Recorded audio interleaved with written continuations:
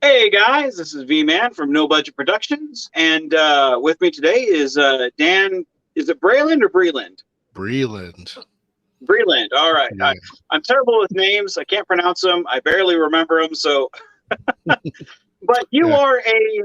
you are a CGI guru, at least in my mind, because your Oh, work is thank you. phenomenal. Uh, Thank you.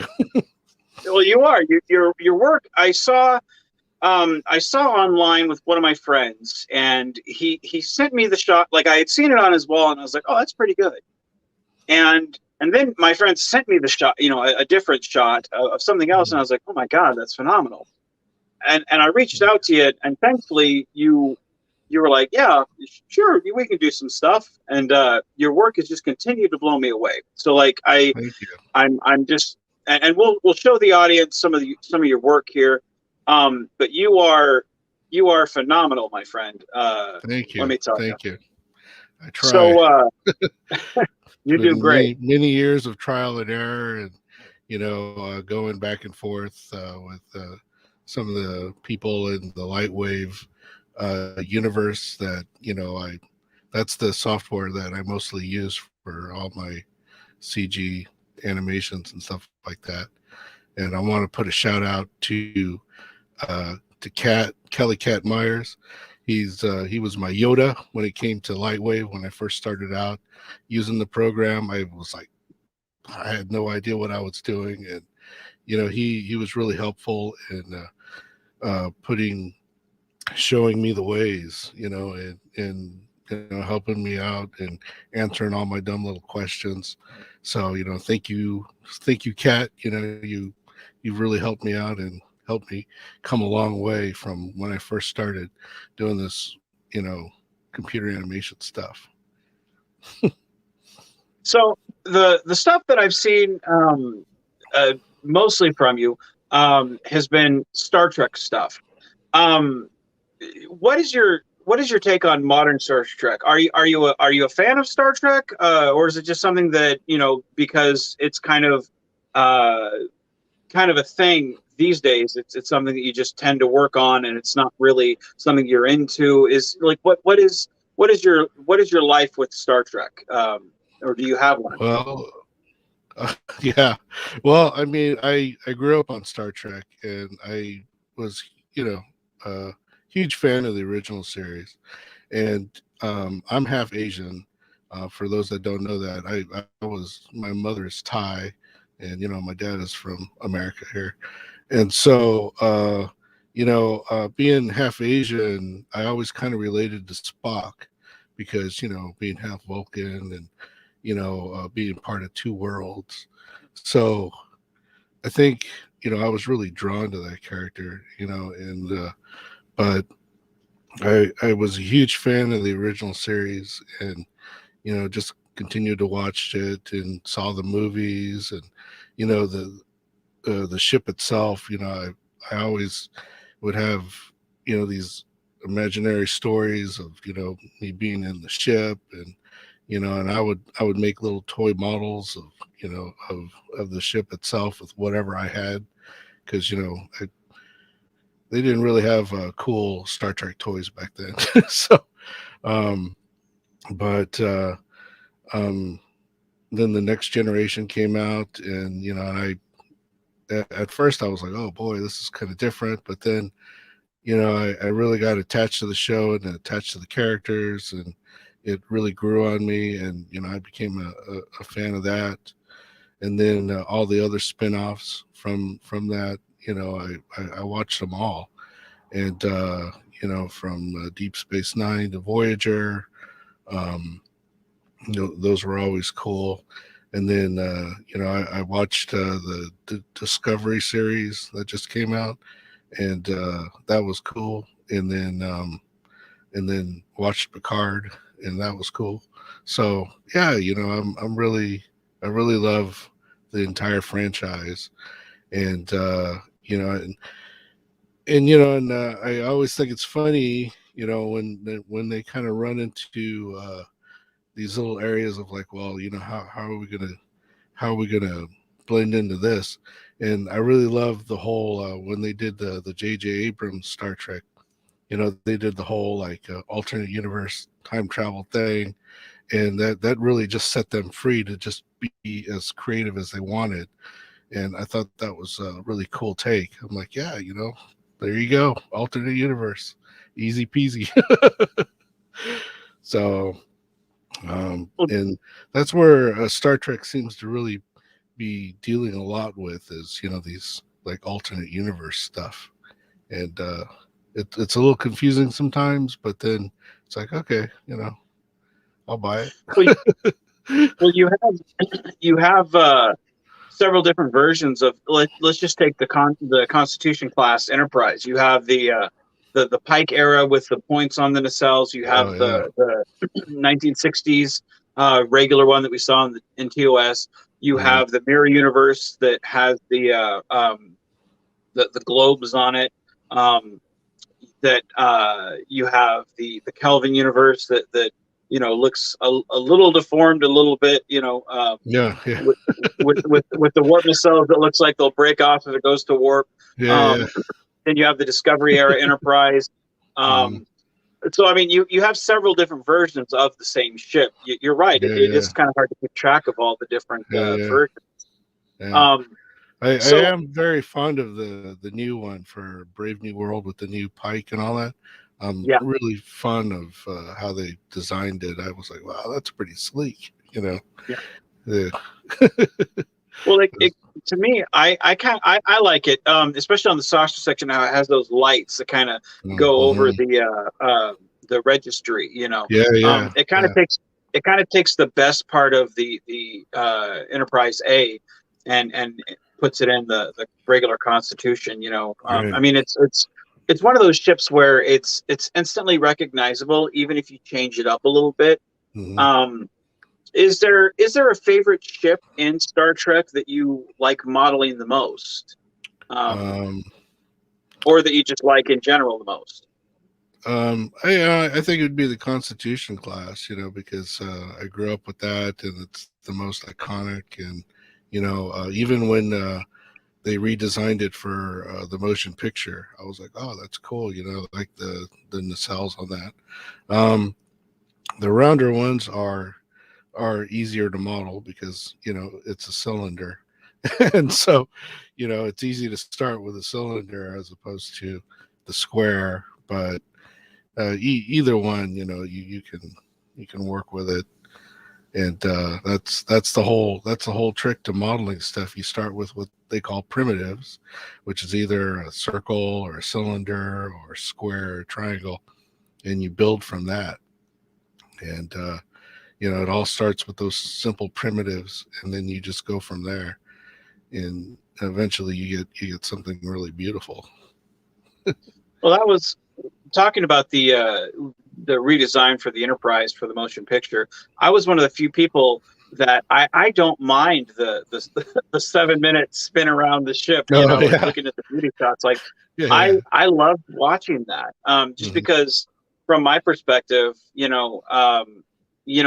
seldom get to see just the beauty shots of the ship, Right, and looking at it in kind of all its glory, right, not going through space, not getting hit with torpedoes, but just right, looking at it kind of in all its glory. right. I kind of drank the Kool-Aid on that one. To me, I loved it. And Oh yeah, seeing the little details in the ship. Um, but sure. talking about your modeling, um, for the details of the ship, that's one thing that I enjoy about your your touch per se. Um, you you've been known to take models that I've had or have sent you, and you'll be like, hey, yeah, this is fine, but I can do better on this. Let me retexturize this, and I'll get back Mm. to you. And Yeah. at first I was kind of like, oh, okay, I don't really know what you're gonna do. Oh, okay, okay, fine. And then like 2 days later, you'll be like, here you go. What do you think? And I'm like, I'm like a kid in the candy store, because it just looks so much, Awesome, it's wonderful. And awesome. texturing, you showed me that retexturing really goes a long way Yeah, with it making it does. look so much better. it does. what what exactly what exactly goes into all the detail that you put into for that type of modeling for texture? Well, I mean, I look at the references, and then I look at okay, what am I going to need to do to make this look more? My friend Steven had a, a good mass, like to give it mass, to give it a sense of thickness, of being heavy, of being strong. So I look into that, and then I look to see how it's going to lay on the ship to make it look realistic. Like I kind of imagine myself as the person that's building the ship, and and I put in these details, and I want it to look like it belongs, like it serves a purpose. That like when they talk about Aztecing, it's like yeah, it's a bunch of little squares that are different, shades of gray and whatnot. But then again, the idea is like, okay, they had to put this whole together, and they made it out of all these materials, and they're not always going to be exactly the same. So that they're just they're putting them there, and they're shaping them, and so I try to put that into when I'm texturing, and then all the little subtle details. Like one of the things I like to do is we there's a texture. It's a procedural texture. They call it turbulence. And really, if you were to ever look at a turbulence detail, it looks like you're looking at like smoke or whatever. And when you add that little bit of detail to the texture, the turbulent noise they call it, um, that kind of gives it a little bit more like roughness, an aged look. So that's the other thing that I apply to it that gives it a more realistic look. And the other thing too is adjusting how glossy it is. You don't want it too glossy, but you don't want it too flat. You want it to be somewhere in between, and that way it'll reflect the light and give it a look of being more metallic. Um, so and of course I'm looking at the contours of the ship itself, and I'm thinking, okay, how is this going to wrap around it, and how's this going to look, if I angle it this way or that way. And sometimes I play around with it a little bit, but then once I see where I'm going with it, then I stick with it. And and and sometimes you have to correct what other people do, and that takes a bit of time. You go into Photoshop, and you're like, okay, let me fix this. And but it all pays off in the end because you're happy with how it looks. Well, that was Yeah. one thing because we had taken the Prometheus model, and Mm. you had done similar things like with the warp nacelle. Like you found things on that model that I wasn't even aware of. Like No, there was like an inner warp nacelle inside the ship that you were like, hey, what about this one? Do you want this to spin? I'm like, well, I didn't even know that was there. you know, oh yeah, um, yeah, yeah. When I and look at the models, I study them, and again, it's like, okay, what does this what does this little thing do? Does it serve a purpose? If it does, what would it look like in real life? And so when I discovered that little nacelle sitting in there, I'm like, oh, that's another nacelle. Let me yeah, let me texture it, So, and then and then what I did was, I added the turbulent noise to the red part of it, so and made it spin, so that way it had a look of like there's energy flowing in this, rather than just have a red glow. I gave it to like, oh look, there's energy that's moving around in here. So um, Well, and that was the thing. Like, I actually went back after you had shown me the warp nacelle that was there, and I went back to the episode that Prometheus is on, where it splits into mhm, three and fights the Romulans. And I had to actually look for that warp nacelle on the top of the ship, to oh kind of yeah, find. yeah, And yeah, I finally saw it. I finally did. But it took you having to point that out to me because I never noticed it. And I've been a mhm, I've been a lifelong Trekkie, and that episode is what, 20, 25 years ago, yeah. It's a while you ago. know, but I find it funny that, here we are 20 years later, and I'm finding out something that I never knew back then. I never noticed it, you know. Yeah, But yeah, that's the attention to detail that you've had on the ships, and like you were talking about the Aztecing, it's so easy to get those type of things wrong on, uh, like the detail of the ship, mhm, or to make a ship look cartoonish, right, because there's CGI modelers out there that, someone like myself who would attempt, um, and it just would look, like you're working on the animated series, where it's mm, just like, nope, doesn't look right. You right, might as well be drawing in a kid's cartoon book. right, But when you get to someone like your work, it's just boom, here you go. It looks like you're watching, the '90s, you know, uh, you know, actual television, oh where yeah, it looks authentic. Um, mhm, Looking at the two different versions of Star Trek, the kind of more golden age Star Trek mhm, versus the modern age, there's two very distinct visuals, mhm. um, for CGI. Um, do you see that type of distinction between the two? Or if you were working on, say, a Discovery type ship, would you make it more modern, or would you make it more like how we did stuff? Like, how Um, how would you approach something like that if someone were to say, "Can you put a Discovery type ship with a Galaxy class?" Like, how would you approach something like yeah. that, which is two very distinct visuals? Well, I mean, it's all about the lighting. It's all about uh, how they light the ships, and um, if you want to have like J.J. Abrams, he really loved having that lens flare thing.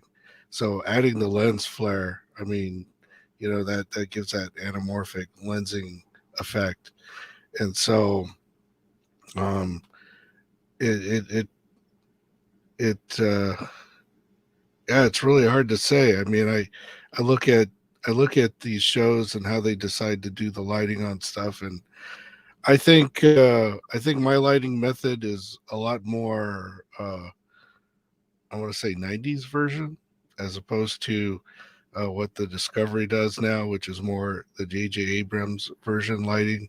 And everything's kind of on a bluish level, and and they really love that lens flare.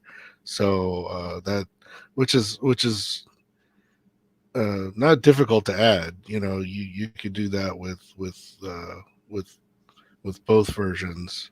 It's just a neat, cool, updated effect.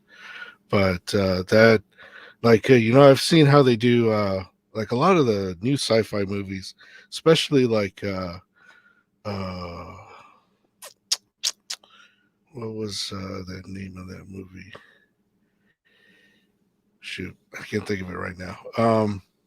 But I've seen some sci-fi movies now, and they've really changed the way they do space. Because in space you don't have an atmosphere, so the lighting is really harsh.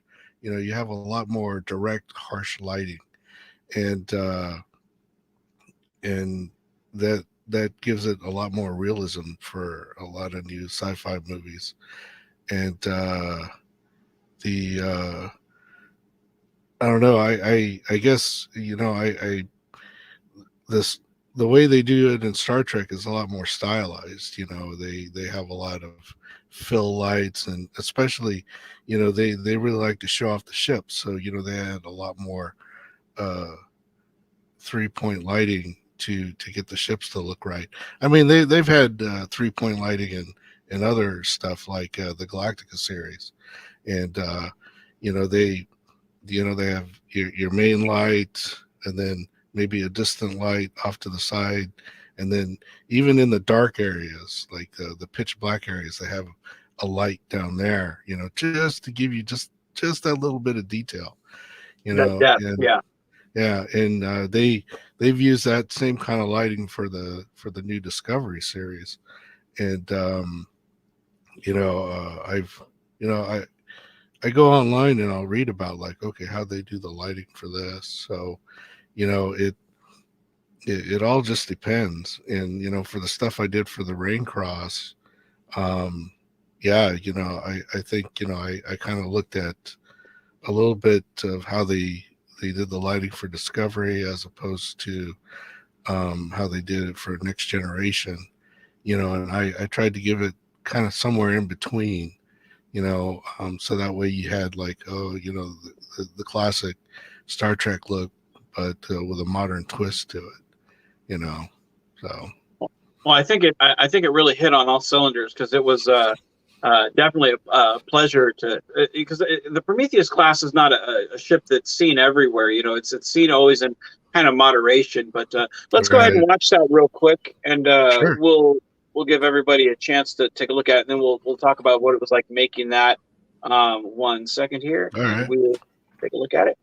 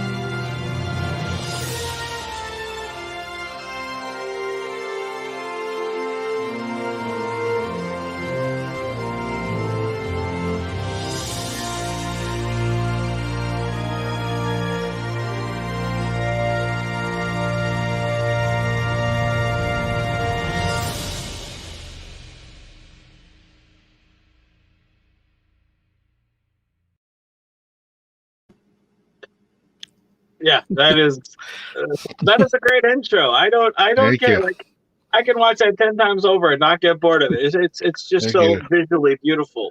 Thank Um, you. so what was it? What were your thoughts when we first started discussing doing the rain cross stuff? Because my thoughts were, oh God, please don't say no. Please don't say no. No, I thought it was a cool idea. Uh, the only issue is I really don't understand, like, where Rain Cross fits in with the other stuff you guys have done. But because we had the other two ships in there, and I was thinking, okay, how do these ships relate to each other? But I, I, I, I listened to what you were saying, and what kind of shots you were looking for, and then I looked back at, okay, how did they normally do these intros on Star Trek? And one of the biggest inspiration was Star Trek Voyager. So I looked at the shots that they did for that opening, and I thought, okay, I'm going to do something similar. So that's kind of where I got the ideas. And with the planet in the background, that's a salute to the or a tribute to the original series, because on the original Star Trek series, the ship's flying past the planet, and Right. so I was like, oh, I got to do a shot like that. So so I tried to combine a little bit of that, and plus I wanted to have something dynamic, so that's why I had the ship coming at you and then doing that big sweeping turn and then going in towards the planet.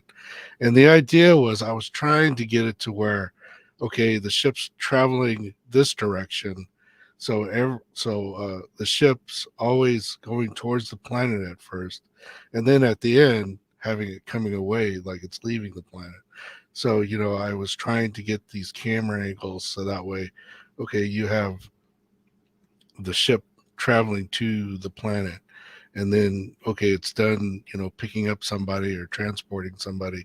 Now we're leaving and going someplace, so that was my whole idea of the idea for those shots. So and when I do a shot like that, the cool thing about Lightwave is that you can dedicate lights to certain things. So the planet is lit by its own set of lights, and those lights don't affect the ship. The ships have their own light. So that's one of the my favorite things about Lightwave that you can do is you can tell the light, okay, I just want you to light the planet. I don't want any spillover on the ships or at all. You tell it to exclude the ships. So that way when you're compositing and rendering it out, you just do the ship passes. None of that affects the planet. And so everything is lit differently, and so I'm plugging Lightwave. I think that's one thing I liked about because when you and I were discussing everything, I basically I wanted you to have kind of free reign to do what you want because Hmm. whenever I work with a CGI artist, I very seldom give them constraints. I don't want to tell them, you know, you better tilt this 45 degrees and do a pass over here and then go over the hole and then make sure you pass through this section. Like I never try to be like that because I've worked with people that get that nitpicky and I'm like, oh fuck that, no, you know. Yeah. Um, I'm I'm never, I always try to be like, hey, just, kind of whatever you think, and if there's something specific, like pick your battles, basically, Hmm. Hmm. like the end shot. I really wanted there to be the Constar be the Rain Cross and then the Odyssey. Hmm. However you did it didn't really matter to me. I wanted that closing shot, and then I think I sent Hmm. you the inspiration for what I wanted it to be. Yeah, yeah. But basically make it your own. Hmm. And then I sent you the music and then said, basically fill up this amount of time, Yeah. whatever you want, because my mentality was always, you're helping me out, and you know your stuff better than I do. Who am I to tell you any different? And I think that's probably where most people, they kind of overstep their bounds is when they it's one thing to ask for a specific shot if it's important to a script or if it's important to a story, but it's when they ask for every single shot that's so specific. Hmm. And from my perspective, it's just, you don't go into the kitchen of a five-star restaurant and tell the cook how to do their stuff. Why would you do the same thing with CGI artists? Right. Um, I don't get that. So when I saw all these shots coming in, I was again like a kid in a candy store, because like Michelle said, she wrote on she wrote on in the chat, so good, Hmm. absolutely right. Every shot there, it tells its own story. Like you're like, oh man, I want to pause this and I want to follow the ship to see where they're going, what they're doing. It is Yeah. very good. Um, Thank you. Thank you. Well, I mean, you had an idea of kind of what you wanted, and so I wanted to be able to give you that, and especially the shot at the end with the three ships. The original idea that you sent me, they were just traveling, but when I did it, I'm like, you know what, I'm gonna be like, okay, they met up, but each one's got to go do its thing. So that's why I had them kind of flying off at different directions, and then just stayed focused on the rain cross while it it got prepared to warp out. So you know and then did the warp. it really reminded me of like the old west type vibe where like Yeah, they're yeah, riding yeah, off in the sunset. yeah, yeah, um so yeah. one thing I've always wondered, how hard is it to do that warp effect of stretching the ship and then going out? Because to me Oh, that would take a long time to do. Is it difficult to do or no? it's not too difficult. You just have to know when you want to do it, because you have to, you got to know, okay, at what point do I want it to start stretching out? So then when you get when you get to that segment, then you have to keyframe it, stretching, and then the other thing is it's not stretched the whole time. It actually snaps back. So, once it gets going. So you're not only are you keyframing the stretch, but you're also keyframing like when it speeds up and goes. And so, also getting the camera to track, because if you have the camera following it and it takes off into warp, um, it's gonna do a weird thing.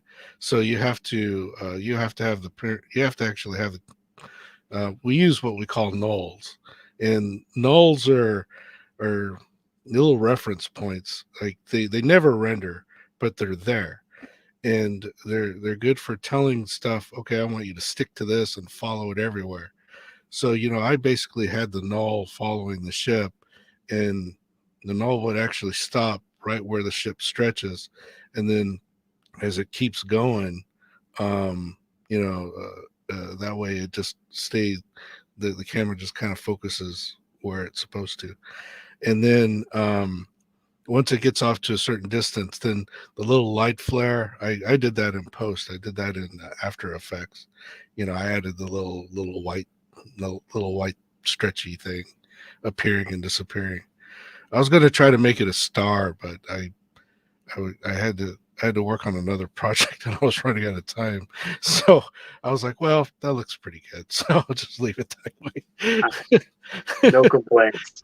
So we do have a message in the chat. Your daughter, and I'm terrible with names. I Oh, can't pronounce it's her name is Kayliana. Kayliana. All right, she wanted to leave a comment that says, "That's my dad. That's my dad right there." So I coconut. so you've done Star Trek, and here in a bit we'll show a little bit of Battlestar Galactica that you've done. Mm-hmm. What other projects have you done besides those type of CGI? Well, I did a music video called Ride, and that was just an idea that I had, and that was you know it was based on a song that I heard, and every time I heard the song, I had the story of going on in my head of what was happening, and I decided, okay, I'm going to make a little movie about it, a little short, and it's sort of a M. Night Shyamalan kind of twist to it, because um, uh, as a spoiler alert, it's a ghost story, and a lot of people don't get the ending. I get that all the time, like, oh, we don't get the ending. That was weird. I'm like, it's a ghost story, so if you watch it all the way through to the end, I guess if you know that it's a ghost story, then you're like, oh, okay, I get it now.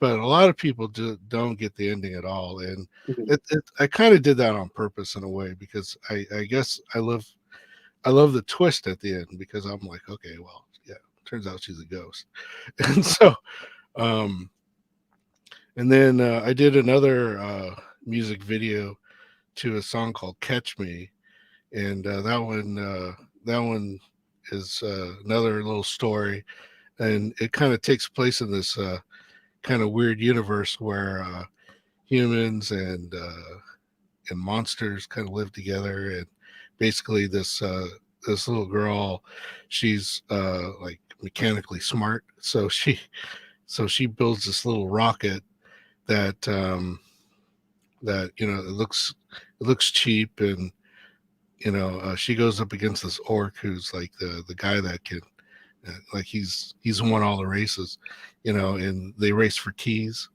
and it's got a good ending. And so that's pretty much it. And then I've done some logos and things for people. There's a friend of mine named Matt Gill. He does a tiki mug review, so he needed a little animation for the beginning of his My Time Matt's tiki mug review. So he gave me he gave me a drawing. He's like, well, I want these little mugs, and I want them kind of walking like like back in the day, um on the intermissions on movies, they would have the little cartoon, let's all go to the lobby. Well, he wanted something like that, but with tiki mugs. So I'm Mhm. like, yeah, I could do that. So, so he gave me a drawing of what he wanted the tiki mugs to look like. So I put them in, I put them in Lightwave and started modeling them and rigging. And then once I did that, I just posed them, and it's all hand animated. Um, and then after we got the initial animation done, then I went into post and added all the backgrounds and the logos and all that stuff. So You're kind of a jack of all trades then, get handing a lot of different pots then, huh? I try, you know, um, I know I'm not the best animator in the world, but then again, I don't have the time to meticulously go through every tiny little frame and every tiny Right, little body part and move it. I mean, movie places, effects houses have these armies of people. They'll have like 20 or 30 people, and they work on like, okay, this guy's just doing the left leg, and this guy's doing the right arm, and this guy's just doing the emotions on the face. Yeah, that's all cool, but when you're just me, it's like, okay, I'm gonna just do it to get the general idea, and then right, and then um, maybe someday I'll revisit it and I'll really put in the Disney animation stuff that I'd like to do, but right now it's like, okay, this is what you're gonna get, and right. No, sometimes that's all you can do. I mean, when yeah, you're when sometimes your best is your best. I mean, right, there's no right, slide at that. That's really cool though that you've been able to do so many different types of things like that. I mean, not a lot of people can say that they've done that. A lot of people can only stick to just one thing, and that's all they're known for. But I mean, right, that's very cool. So the movies that you have out that you've worked on, are they on YouTube or are yeah, they okay? yeah, yeah. Ride is on YouTube, and so is Catch Me. And Okay. if you look up Dan Breland on YouTube, you'll see my videos. Some of them are real short experimental videos that I did. Just like, okay, let's see how this looks. Just trying things out. But then you have really long ones like Ride and Catch Me. And another one is um, uh, something to a moon. I forget what I named it. That's terrible. Uh, hold on, hold on. Uh, uh, A walk on the moon. Okay. That What one's pretty funny. That one's a tribute to Space 1999, actually. So, and what was that one about?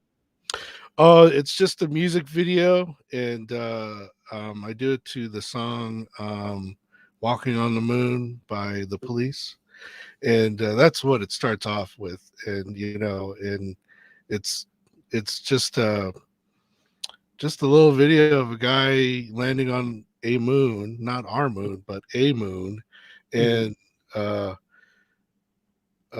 he's just kind of exploring this barren moon, and he runs across the cactus. mhm. You'll have to watch Well, it. It's kind of funny well, ending. well, after the show, send me links to all three of those, and we'll put that in the description. So if anybody watching the rewind wants to go hit up those videos and just check them out. So we'll try to get a couple people over there and watch them, and because I'll check them out just to go see what they are. So after the show, hit me up at those links, and we'll put that in the description. So Yeah, besides the Star Trek, we we've talked about you working on Battlestar Galactica. I've got a video about sure. that. Let's check that out real quick. Yeah.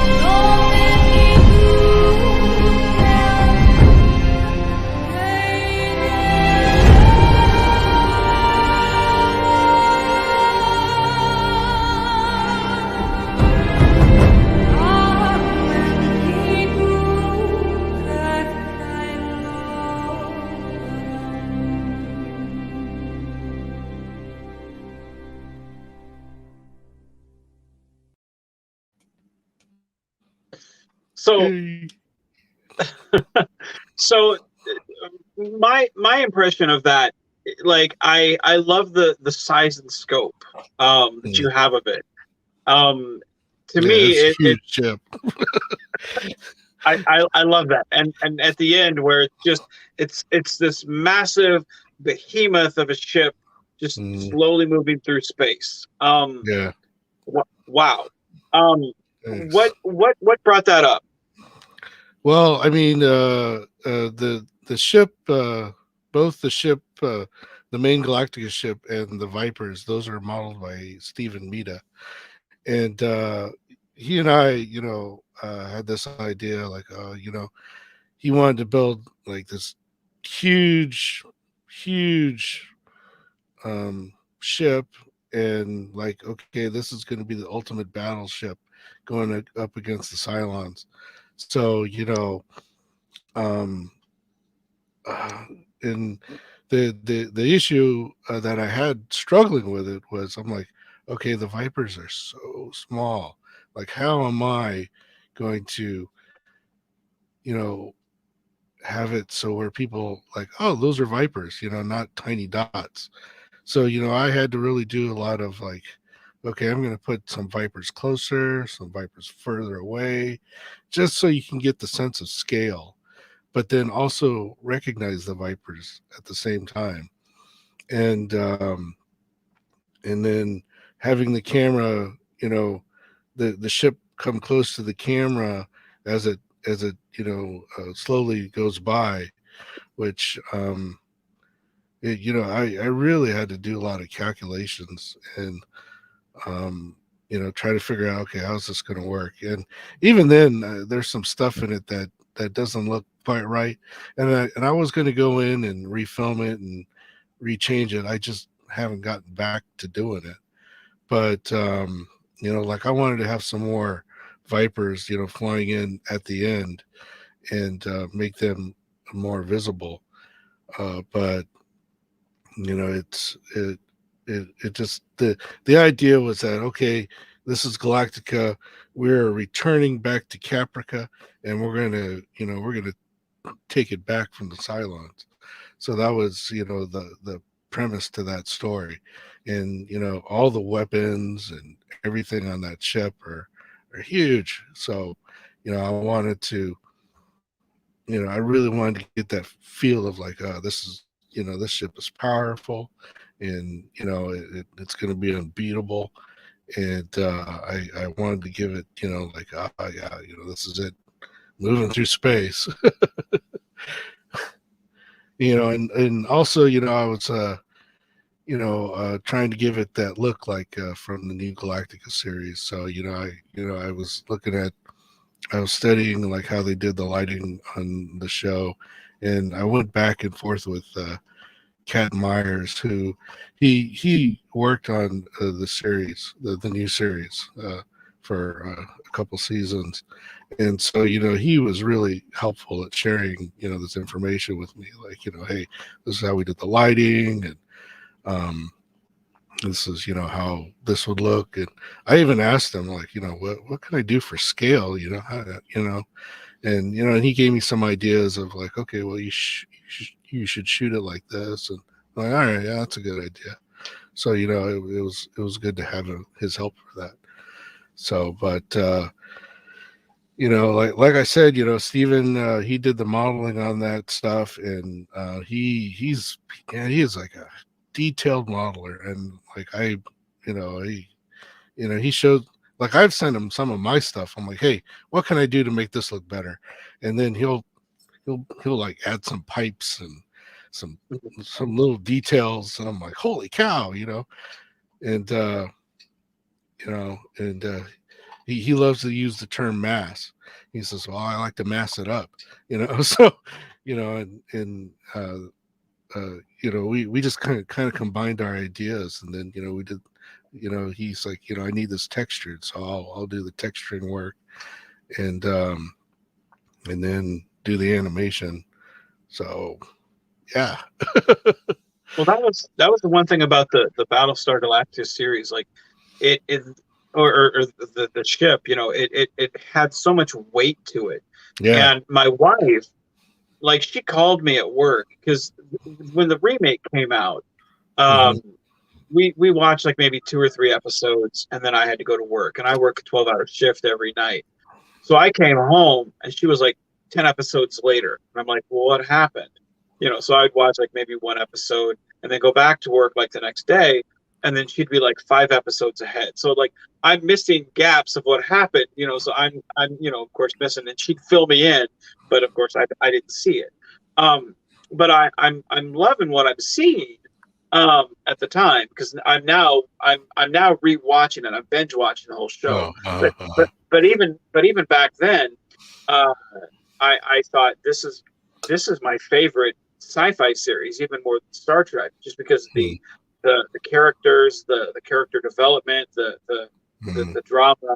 Um, but she got to the final episode, and I'm at work, and she calls me. She's like, "Hun, tomorrow you've got to watch this." And I'm like, "Why?" She's like, "The Battlestar, the Galactica breaks." I'm like, "What do you mean?" She's oh like, "It yeah, breaks."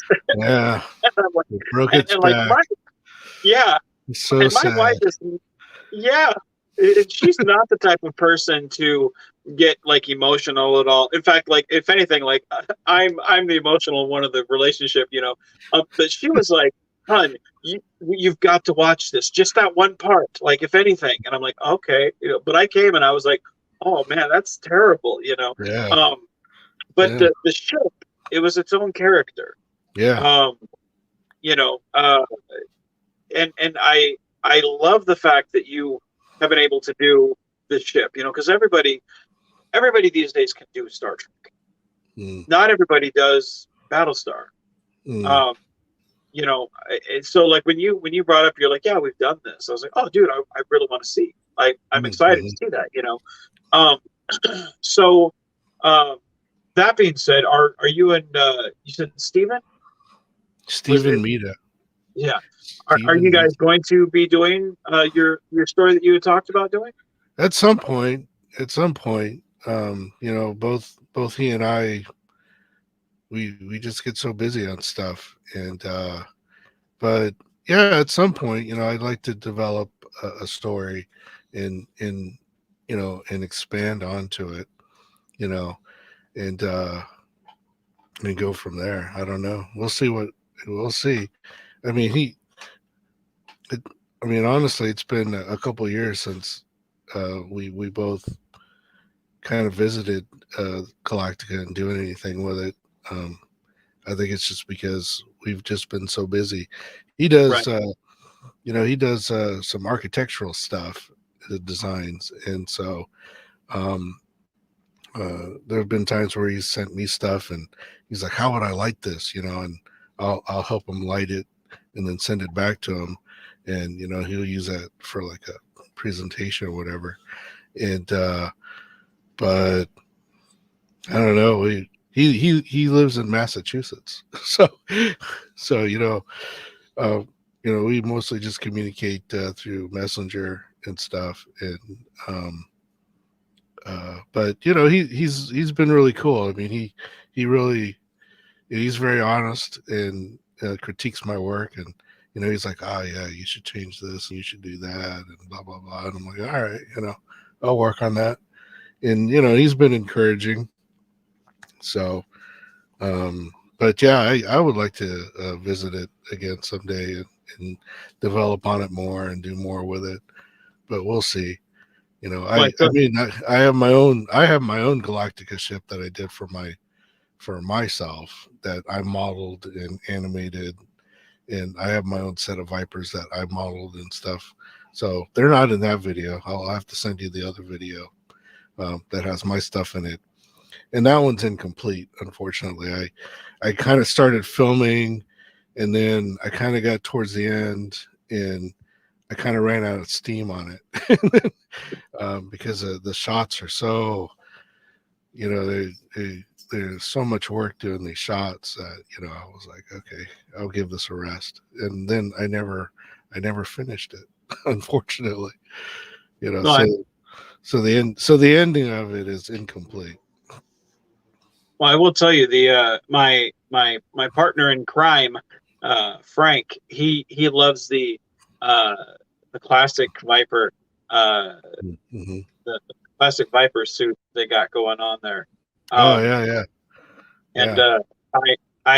I've been trying to figure out a way to justify getting myself the remake Admiral Adama uniform. You know, Oh, because it's oh, like oh. I never can uh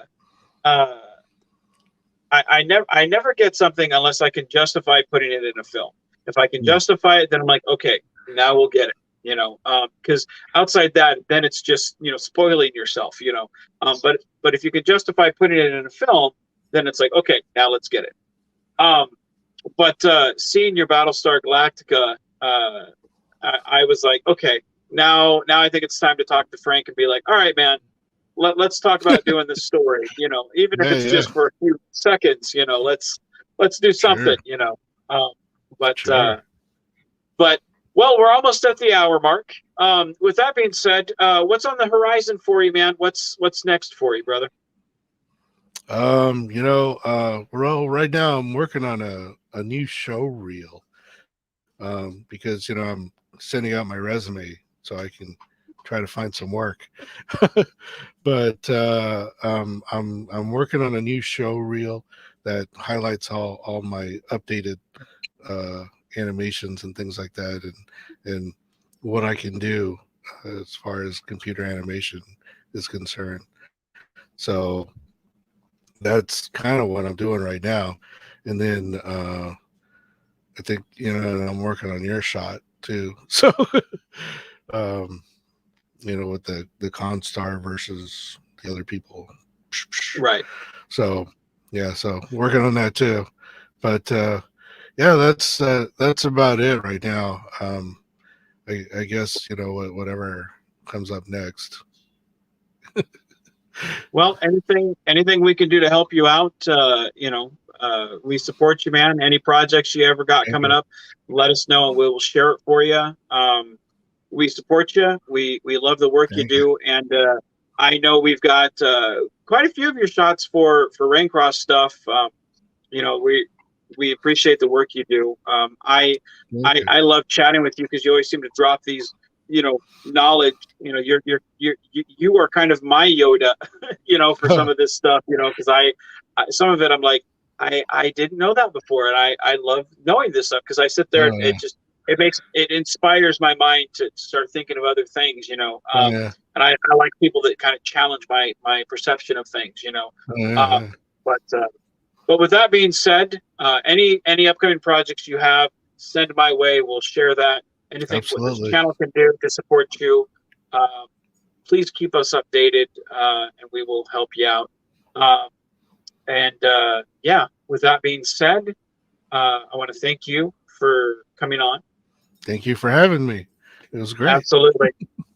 Everyone in the chat, thank you for coming. Yeah. And Hi like I said, everybody. I will get the links from him for the three films, the videos from his channel. So when they're in the description, go check them out. Hit the like on those videos, show some support. And with that being said, be genuine, be safe, and keep on geeking on, guys. Keep on keeping on.